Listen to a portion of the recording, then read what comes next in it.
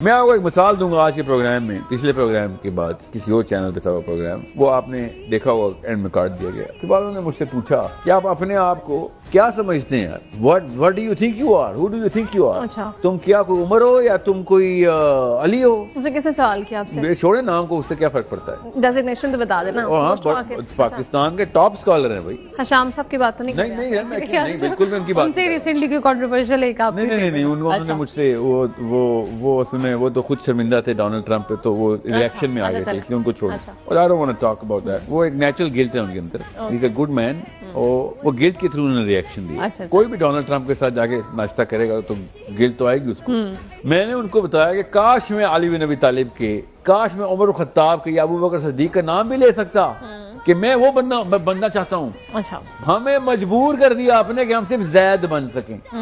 जैद कौन? सईद बिन जैद के वालिद हज़रत सईद बिन जैद अशर मुबशरा कहते हैं कि या रसूलुल्लाह, और सुनिएगा, कैमरे में देख के इसलिए बता रहा हूँ ताकि दिल में उतरने की जितनी मैं कोशिश कर सकता हूँ मैं कर लूँ आपकी। सईद बिन जैद कहते हैं या रसूलुल्लाह, रोते हुए कहते हैं कि आपको तो पता है मेरे वालिद साहब आपकी बोसत से पहले इंतकाल कर गए, उनका क्या करूँ। आपको तो पता है कि वो काबे में खड़े हो जाते थे और तमाम दर कुरैश के सरदारों को बरमला अलल ऐलान कहते थे कि इस नहुसत को बंद करो, इस बदकारी को बंद करो, तुमने बुतों को पूजा करना शुरू कर दिया, इसकी क्या सेंस लगाई है तुमने। हर बंदा उनको मारता था और तंग करता था, मगर उन्होंने अपना काम नहीं छोड़ा। एंड तक वो अपनी आखिरी दम तक इन बुतों के खिलाफ, इन बुतों के पुजारियों के खिलाफ, इस गवर्नमेंट और इस ताकतवरों के खिलाफ आवाज उठाते रहे काबे में खड़े होके। मगर आपकी बोसत से पहले इंतकाल हो गया उनका। तो अल्लाह के नबी सल्लल्लाहु अलैहि वसल्लम ने पता क्या इरशाद फरमाया, और उन्होंने कहा सईद तेरा बाप आखिरत में अकेला एज एन उम्मत खड़ा होगा, वो बहैसियत उम्मत खुद अकेला फर्द हशर के दिन अल्लाह ताला के सामने इज्जत पाएगा, क्योंकि वो बातिल के आगे नहीं झुका था, वो स्टेटस को उसने नहीं सजदा किया था, वो ताकतों से नहीं डरा था और अलल ऐलान बात करता था इनके सामने